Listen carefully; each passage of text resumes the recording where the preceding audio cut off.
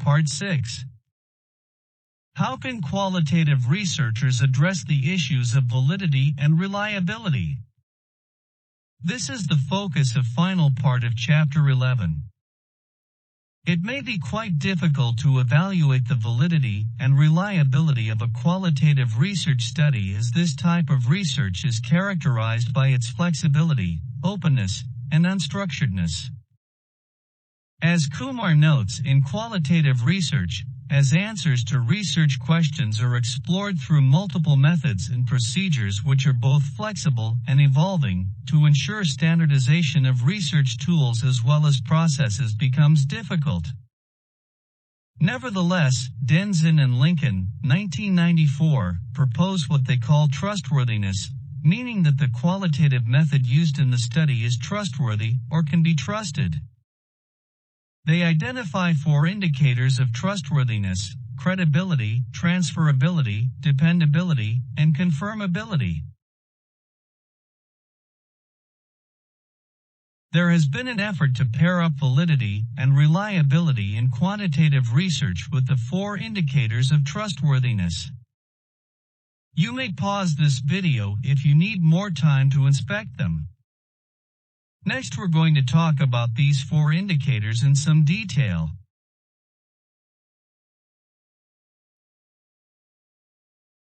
As you know, the first indicator of trustworthiness in qualitative research is credibility. This involves ensuring that the findings of the qualitative study is credible or believable from the perspective of the participants. How can we judge the credibility? We look at the extent of your participants' agreement with your findings. That's why it is crucial to send to your participants your analyses and interpretations of the collected data, so that they can help confirm that your analyses and interpretations best reflect their perspectives on the issues being explored. Please note that the higher the agreement of the respondents with the findings, the higher the validity of the study. This is the second indicator of trustworthiness. Transferability is defined as the degree to which the results of qualitative research can be generalized or transferred to other contexts or settings. For example, after a practice has been thoroughly explored in one institution, if the findings can be applied in a similar institution, that is transferability. Kumar suggests that achieving transferability can be really hard, especially when the study is to be replicated by future researchers.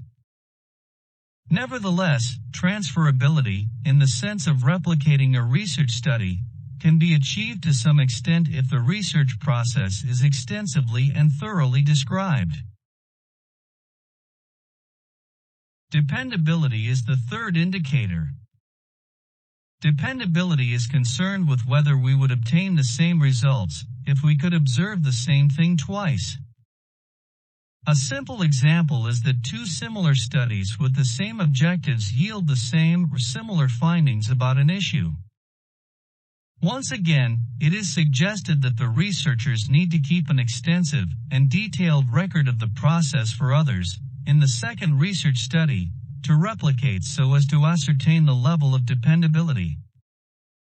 Simply put, when different researchers conduct a study with the same objectives, they can follow all the steps described in the previous study, so that the results can be comparable.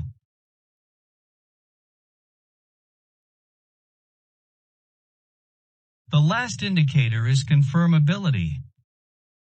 This is defined as refers to the degree to which the results could be confirmed or corroborated by others. This is similar to the concept of reliability in quantitative research. And again, to ensure the confirmability of research findings, the latter researchers need to follow the previous research process in an identical manner so that the new findings can confirm the old ones. That's why the detailed description of the research process is of paramount importance.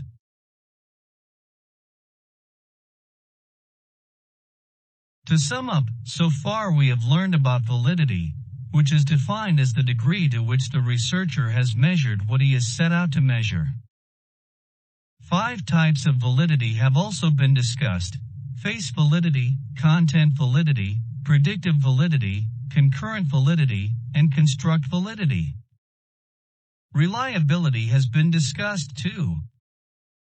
Reliability is defined as an instrument's ability to provide similar results when used repeatedly under similar conditions.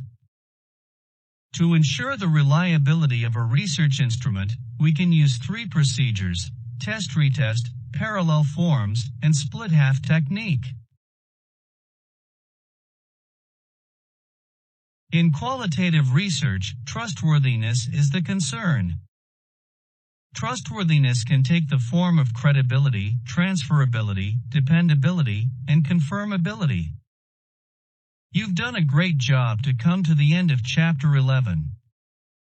Fruitful learning.